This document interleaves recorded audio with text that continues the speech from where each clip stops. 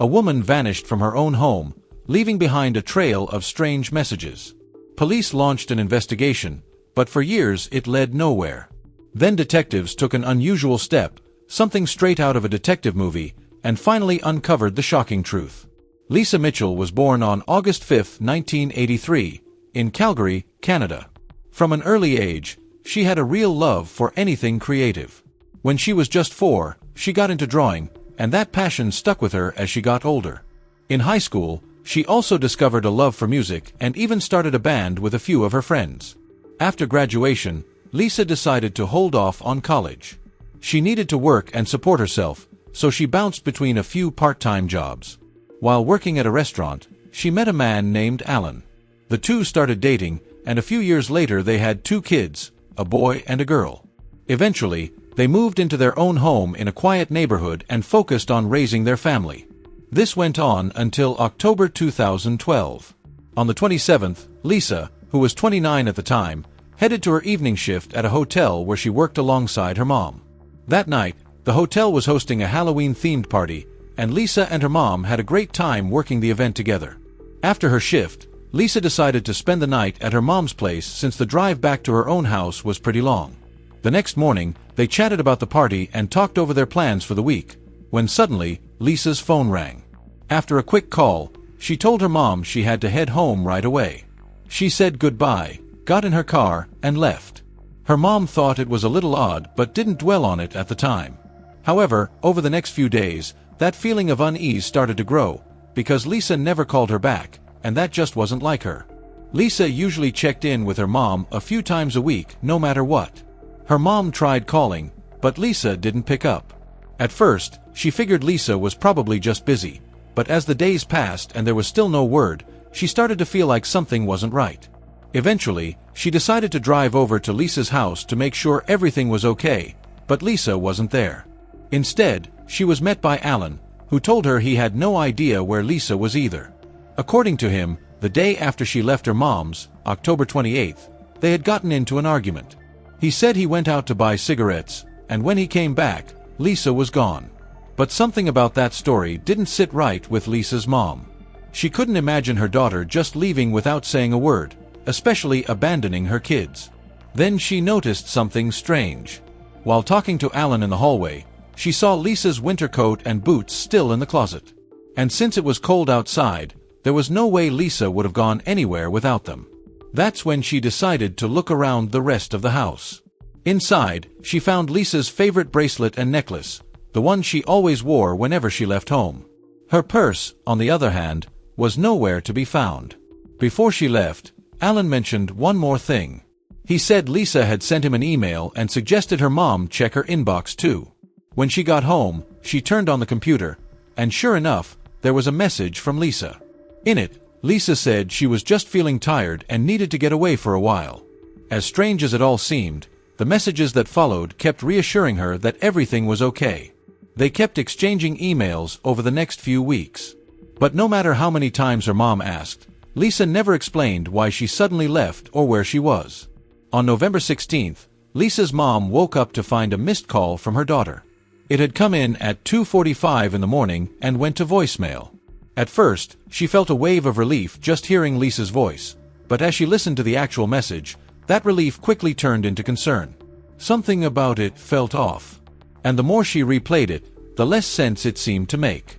Lisa said, "Hey, I'm okay. Sometimes my weeks get crazy, you know?"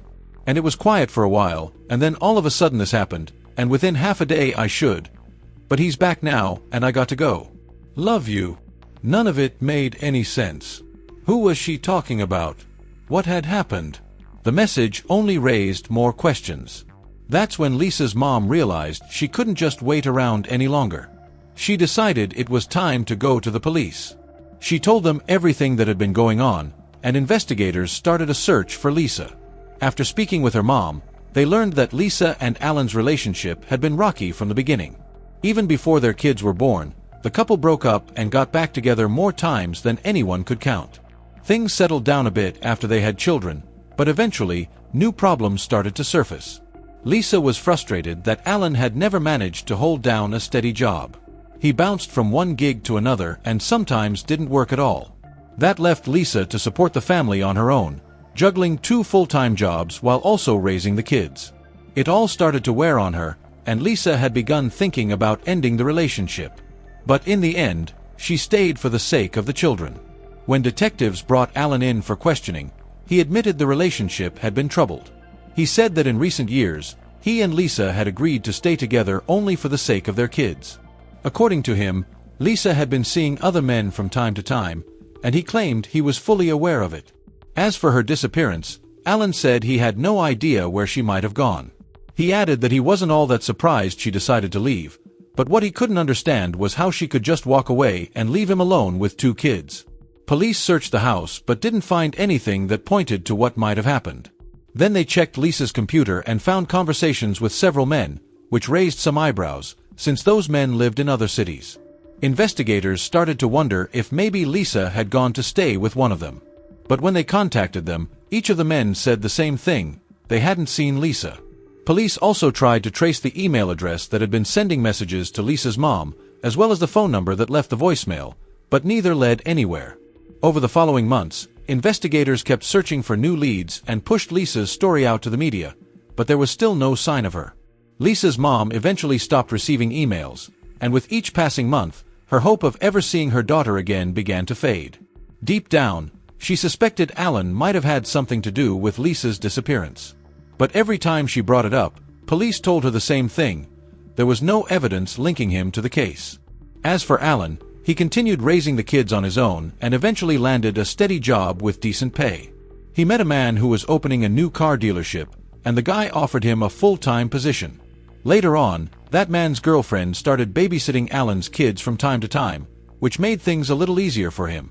Eventually, Alan started thinking about dating again, and not long after, he actually got the chance. One day, as he was leaving work, a woman accidentally rear-ended his car. She'd lost control due to the weather and told him her company would cover the repairs. As a friendly gesture, she also gave him a pair of hockey tickets. They stayed in touch after that, and Alan started thinking about the possibility of building something more with her. This went on for about 2 years. It seemed like Alan was moving on with his life, and there were still no updates, no signs, and no messages from Lisa.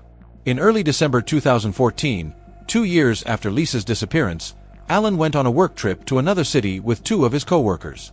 While he was there, he got a call from the police. A detective introduced himself and said he'd just been assigned to Lisa's case. He told Alan he believed Lisa was no longer alive and that they had a warrant to search his house again. In fact, they were already on their way. At that moment, Alan was sitting with his co-workers, and according to them, his face went completely pale during the call. After hanging up, he asked for a cigarette and said he needed to talk to them. Alan said that 2 years earlier, he and Lisa had gotten into yet another argument. He couldn't even remember what started it, only that it escalated quickly. According to him, Lisa grabbed a kitchen knife and started threatening him. She allegedly said she could send him to the hospital, then called the cops and claimed he attacked her first and that he'd end up in prison. Alan claimed that what happened next was a blur. Somehow, he managed to grab the knife from her, then pushed her to the floor and started choking her. When he realized she was dead, panic set in. He didn't know what to do, but in the end, he decided to bury her body underneath the house and make it look like she had simply left. After finishing his story, Alan turned to one of his co-workers for advice. He knew this man had gone through something somewhat similar in the past. The co-worker had told Alan that he once crashed his car while driving drunk, and his friend who was in the car with him died. To avoid taking the blame, he had moved his friend's body into the driver's seat. So now, Alan was looking to him for guidance. He started thinking through his options. He considered running away or trying to quickly hire a good lawyer who might be able to challenge the search warrant. At one point, he even floated the idea of going back to Calgary and burning the house down. But then he corrected himself, saying that a simple fire wouldn't be enough to destroy the evidence. He'd have to blow the whole place up. In the end, he realized he probably didn't have enough time to pull off any of those plans and decided that running was his best shot. His co-workers supported this idea, and Alan started thinking about where he could go. But there was one thing he hadn't accounted for. He wouldn't get the chance to carry out any of his plans. You see, That phone call from the detective wasn't just a heads-up about a search warrant. In reality, it was the final step in a long, carefully planned police operation that had been in the works for over a year, all aimed at getting Alan to confess. Back in 2013, the province of Alberta had updated its laws regarding missing persons, giving law enforcement more tools to conduct investigations. Around that time, Lisa's case was handed off to a different department, and they immediately put those new tools to use. One of their first moves was digging deeper into the phone activity tied to the voicemail Lisa had left her mom. What they discovered was that the call came from a cheap prepaid phone that had only been active for about a month after Lisa disappeared. During that time, it was used to make just 5 calls, 1 to Lisa's mom and 4 to Alan. The problem was, Alan had never once mentioned those calls to the police. What made things even more suspicious was the location of the phone activity. According to data from the cell provider, all 5 calls were made using a cell tower located near Lisa and Alan's home, and considering Lisa was supposedly long gone by then, that detail raised some serious red flags. That's when investigators started digging deeper into Alan's background. They pulled his financial records, and what they found was pretty disturbing. On the day Lisa disappeared, Alan had made a series of highly suspicious purchases: a large plastic tub, bleach, rubber gloves, cement, a big bucket, wooden boards, and cat litter. The last item stood out the most. Alan was severely allergic to cats, so there was no reason for him to be buying litter. Altogether, the purchases painted a grim picture. It looked like Alan had been preparing to get rid of a body. As for the phone Lisa supposedly used, detectives uncovered another clue: a purchase made with Alan's bank card at Walmart. The store had been selling the exact same model of prepaid phone used to make those 5 mysterious calls. But even with all of this, investigators still didn't have enough solid evidence to arrest Alan. They needed one of 2 things: either Lisa's body or a confession. So they came up with a bold plan: an undercover operation designed to infiltrate Alan's life. It was given the code name Aurora. The first step was to send in an undercover female officer. She accidentally bumped into Alan's car, which led to a casual conversation, and over time, a friendly connection. A little while later, she introduced him to another undercover officer, a man posing as someone about to open a new car dealership. He offered Alan a job, and the two quickly became friends. To keep up the illusion, police even made sure the dealership was set up and operating so Alan would have no reason to suspect anything. Police brought in several more undercover officers to join the operation, placing them at the same dealership to build trust with Alan. Over time, they all became part of his daily life. Even the woman who often babysat his kids, the girlfriend of his supposed co-worker, turned out to be an undercover cop. As the months passed, Alan began to trust them. That's when detectives decided it was time to move into the final phase of the operation. They set up a fake work trip involving Alan and two of the undercover officers who had been posing as his colleagues. During that trip, the lead detective planned to call Alan and tell him they were about to search his house, and that they believed Lisa's body was hidden there. The goal was simple: catch Alan off guard, make him panic, and hopefully get him to confess to the people he now saw as friends. And the plan worked almost perfectly. Both undercover officers who were traveling with Alan were wearing hidden recording devices, and they captured his full confession on tape. Shortly after Alan confessed to the undercover officers, he was arrested and brought back to Calgary. Meanwhile, investigators headed to his house to carry out the search. It's worth noting that police had actually searched the property 2 years earlier, including the basement, but nothing had seemed out of place at the time. This time, however, detectives had a clearer idea of what Alan might have done with Lisa's body, thanks to the list of suspicious purchases. So they combed through the basement much more carefully. In one corner, they spotted a strange cemented-over platform. It looked out of place, and its height matched exactly the wooden board Alan had bought 2 years earlier. Officers began taking the structure apart, and it didn't take long before they uncovered a hidden space underneath. Inside was a large plastic tub filled with salt and cat litter. And sure enough, inside that tub was the body of Lisa Mitchell. Even though Lisa's body had been hidden for 2 full years, Alan's attempt to preserve and conceal it ended up working against him. The way he stored the remains actually helped preserve them well enough for the medical examiner to determine a cause of death. Just as Alan had said in his confession, it was strangulation. And while police now had everything they needed to formally charge him, they also uncovered something else. When they went through Alan's computer, they found a series of internet searches made shortly after Lisa's death. He had been looking up how different materials and conditions affect the rate of decomposition. As for the emails Lisa supposedly sent to her mom during the first month she was missing, those were also traced back to Alan's computer.